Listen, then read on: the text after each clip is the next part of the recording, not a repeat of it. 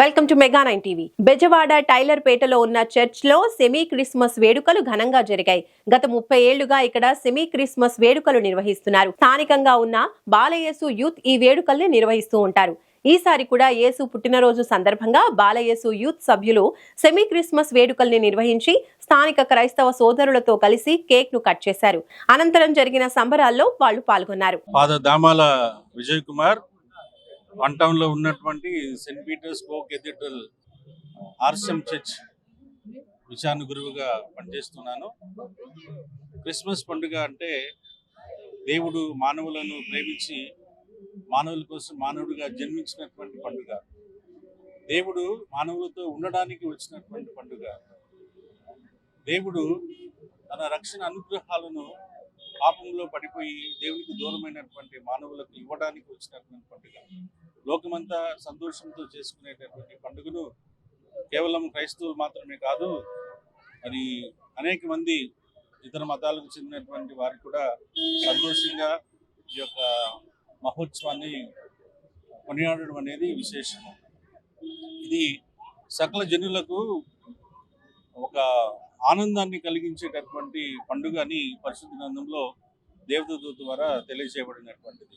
కాబట్టి ఈ mega 9 TV ప్రేక్షకులందరికీ కూడా ఈ పండుగ సందర్భంగా శుభాకాంక్షలు తెలియజేస్తూ ఆ దేవుడు తన పరలోక అనుగ్రహాలను శాంతి సమాధానాలను సర్వమానవాళికి ప్రసాదించాలని, ప్రతి ఒక్కరు కూడా ఆయురారోగ్యాలతో సుఖంగా సంతోషంగా ఉండాలని మేము మా చర్చి తరఫున ప్రార్థన చేస్తూ మీకు ఈ విషయం తెలియజేస్తున్నాను. ఈ క్రిస్మస్ పండుగ సందర్భంగా సెయింట్ పీటర్స్ కో కేథీడ్రల్ విచారణలో ఒక సంఘంగా ఉన్నటువంటి టైలర్ పేటలో ఈరోజు ఈ పశువుల పాకను ఓపెన్ చేయడం జరిగింది. దీనికి కారకులైనటువంటి బాలయేసు యూత్ మెంబర్స్ అందరినీ కూడా అభినందిస్తున్నాను.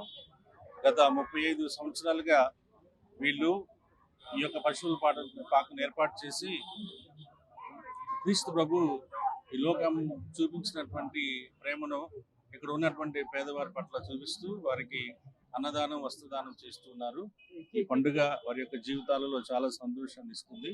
కాబట్టి ఈ బాలయేసు యూత్ మెంబర్స్ అందరినీ కూడా మా ఆర్సిఎం చర్చి తరఫున అభినందిస్తూ దేవుడు వారిని దీవించాలని ప్రార్థన చేస్తున్నాను. నా పేరు సుకేష్ బాబు చెన్నూరి.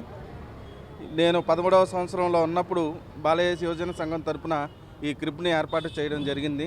13వ సంవత్సరం నుంచి ఈ రోజుకి 35వ సంవత్సరం నడుస్తుంది. మేము ఎంతో భక్తిగా దీన్ని నిర్మిస్తాము.